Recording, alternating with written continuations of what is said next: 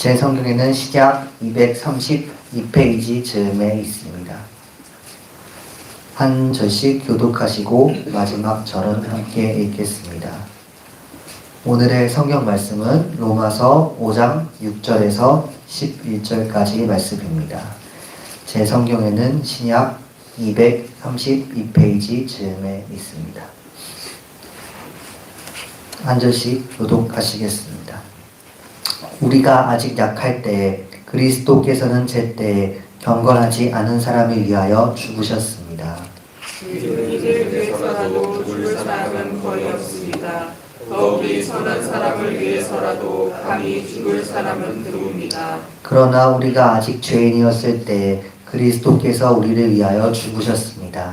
이리하여 하나님께서는 우리들에 대한 자기의 사랑을 실증하셨습니다. 그러므로 지금 우리가 그리스도의 피로 의롭게 되었으니 그리스도로 말미암아 하나님의 진노에서 구원을 얻으리라는 것은 더욱 확실합니다. 우리가 하나님의 원수일 때에도 하나님의 아들의 죽으심으로 말미암아 하나님과 화해하게 되었다면 화해한 우리가 하나님의 생명으로 구원을 얻으리라는 것은 더욱더 확실한 일입니다.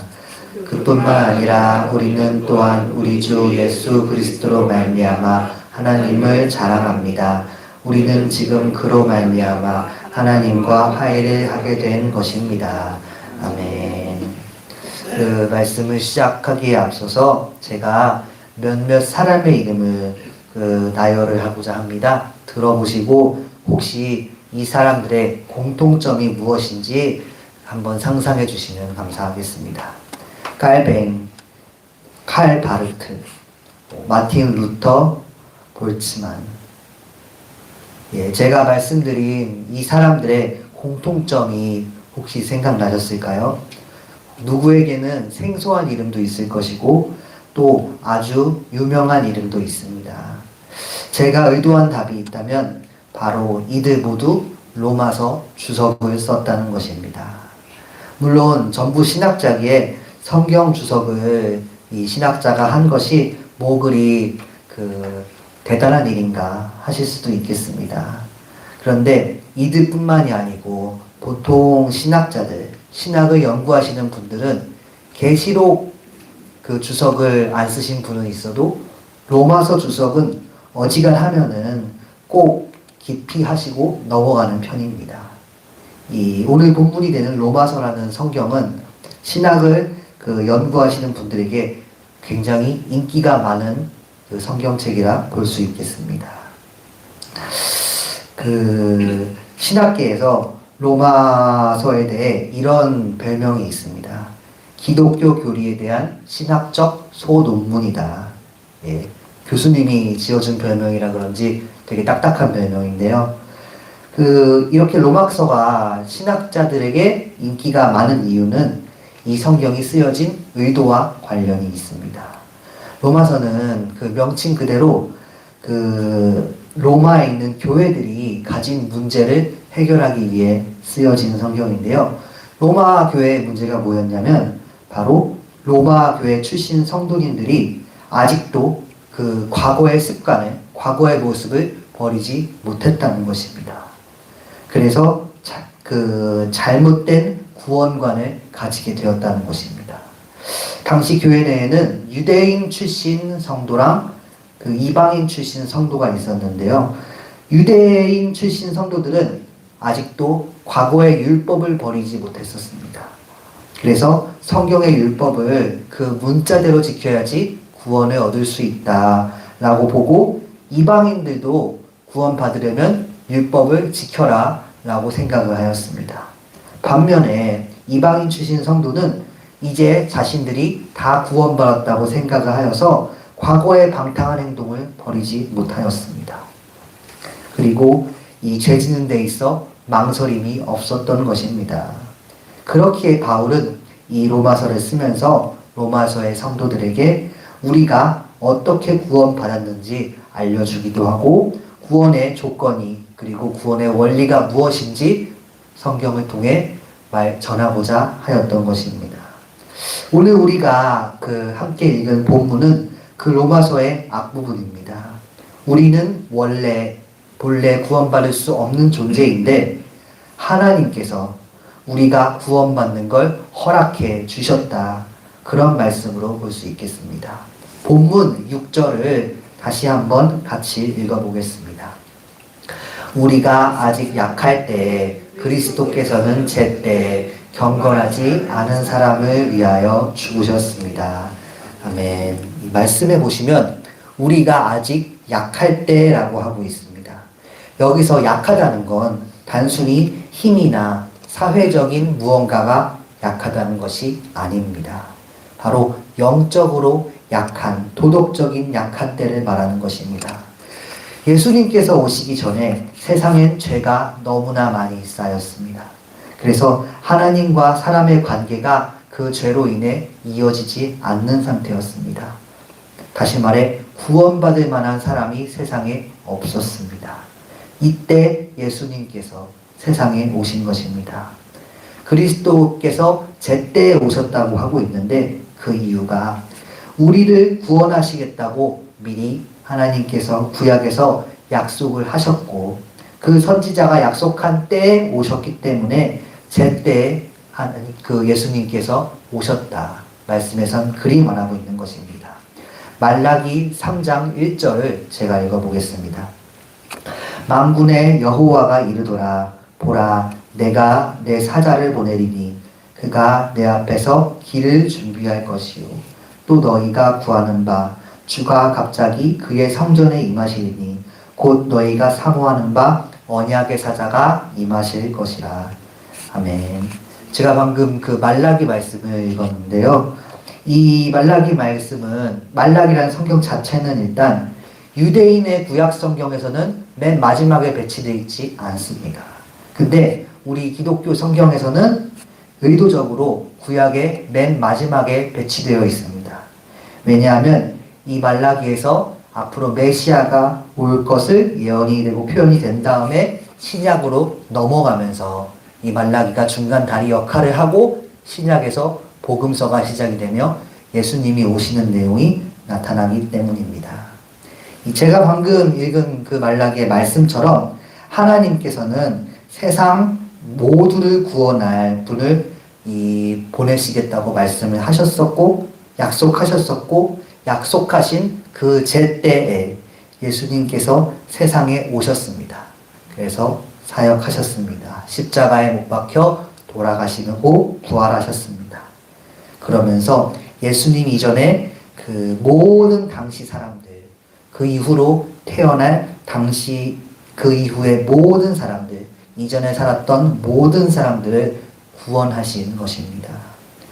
여기서 우리가 짚고 넘어가야 할 점이 있다면 예수님께서 우리를 위해 당신의 모든 것을 버리셨을 때 세상에 그렇게까지, 그러니까 무려 예수님께서 희생을 하시면서까지 그 구원을 받을 만한 가치가 있는 사람이 있었는가 하는 것입니다. 대답은 부정입니다.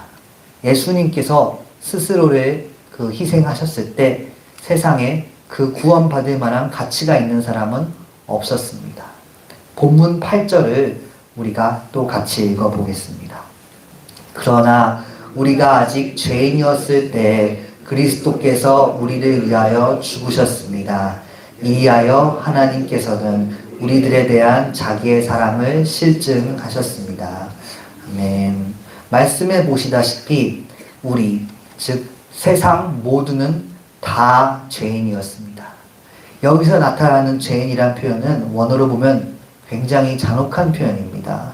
좀 더 풀어 말씀드리자면 그때도 그렇고 현대에 이르기까지 인류 역사에 있어서 어떤 방법을 쓰더라도 구원받을 수 없는 존재가 우리였다는 표현입니다. 그런데 예수님께서 오셔서 그 아무 가망 없는 죄인인 우리를 위해서 다 버리셨습니다.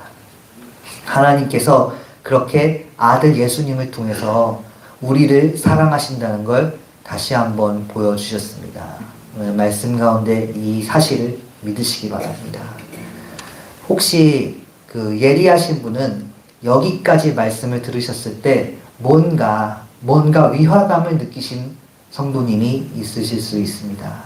그분은 이제 그 논리적인 측면에서 이 말의 앞뒤를 잡는 측면에서 아주 예리하신 분일 수 있겠습니다.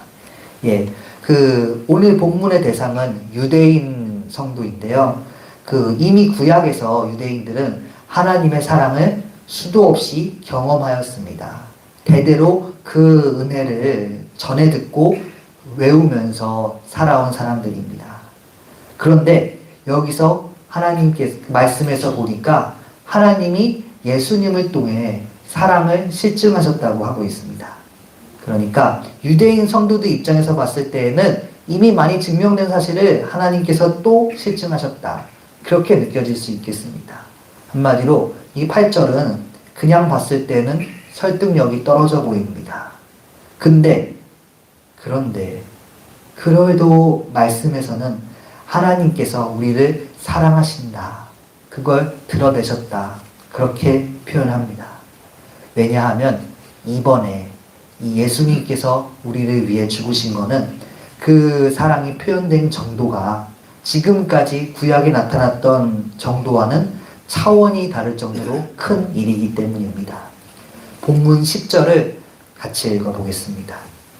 우리가 하나님의 원수일 때에도 하나님의 아들의 죽으심으로 말미암아 하나님과 화해하게 되었다면 화해한 우리가 하나님의 생명으로 구원을 얻으리라는 것은 더욱더 확실한 일입니다. 아멘. 이번에 예수님께서 희생하셔서 우리가 하나님과 함께 하게 되고 구원받은 건 그 전에 유대인들이 경험하였던, 유대인들 조상이 경험하였던 이스라엘 역사상 그 어떤 유대인이 받은 은혜에도 비교할 수 없는 큰 은혜입니다. 출애굽, 약속의 땅을 정복한 것, 다윗왕, 포로에서 돌아와 성전을 재건한 것 등등 어떤 유대인의 은혜의 일을 가져오더라도 예수님의 희생으로 구원받았다는 그 사실에는 감히 비빌 수가 없습니다. 왜냐하면 이번에 예수님께서 우리를 위해 죽으시면서 우리에게 결과물이 남았기 때문입니다. 앞으로 세상에 두 번은 없을 은혜의 선물이 본문 9절에 나옵니다. 본문 9절도 읽어보겠습니다. 그러므로 지금 우리가 그리스도의 피로 의롭게 되었으니 그리스도로 말미암아 하나님이 진노에서 구원을 얻으리라는 것은 더욱 확실합니다. 아멘. 은혜의 선물이 무엇입니까? 예수님께서 우리를 위해 죽으심으로 나올 수 있는 두 번 다시 없을 은혜의 선물은 바로 우리가 의롭다함을 얻는 것입니다. 구원이란 게 본래 세상 어떤 방법으로도 절대 받을 수 없는 것입니다. 근데 우리는 그 구원이란 거의 존재를 눈치채기도 전에 선행으로 이미 받았습니다. 그냥 받은 게 아니고 하나님께서 그리스도의 피로 대가를 다 치르셔서 값없이 받았습니다. 세상에 어떤 예시로도 우리가 감당할 수 없는 어마어마한 것을 우리에게 주신 것입니다.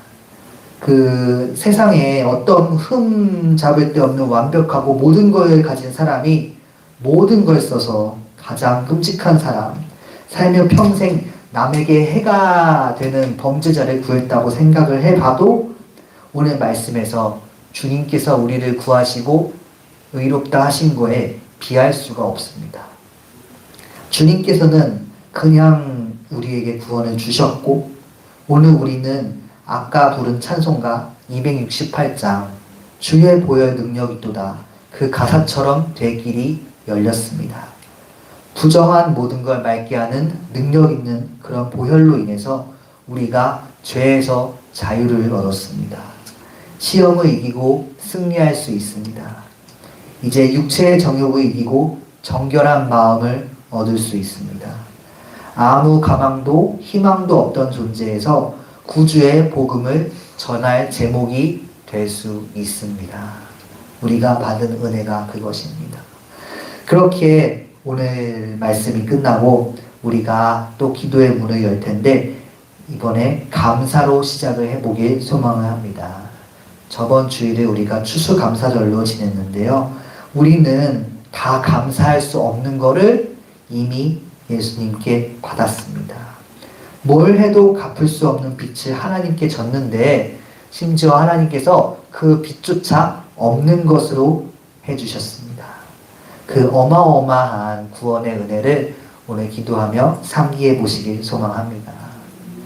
헨리 나우엔이 본인의 저서 탕자의 귀향에서 이런 말을 했습니다. 감사의 반대말은 원망이라고요. 여기서 이건 안 주고 저건 왜 안 해주시냐, 그런 기도를 하실 수도 있습니다. 원망이 아닐 수도 있겠지만 그런 기도보다는 한없는 은혜 이미 부어주고 계심을 감사하는, 그 우리가 상상도 할 수 없는 그런 걸 주신 그런 주님께 감사드리는 그런 기도 시간을 오늘 우리가 가져보시길 주님의 이름으로 부탁을 드립니다.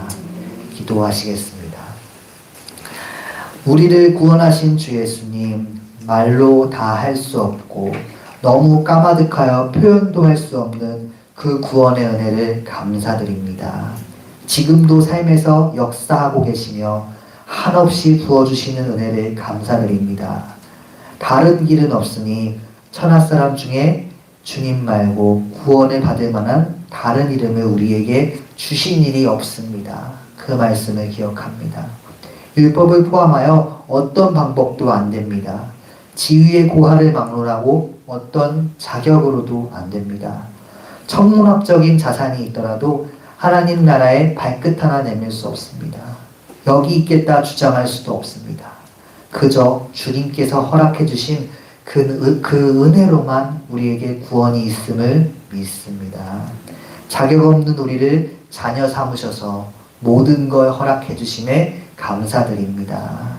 오늘 모든 걸 버려 우리를 얻으신 그 사랑을 느끼게 하여 주시옵소서.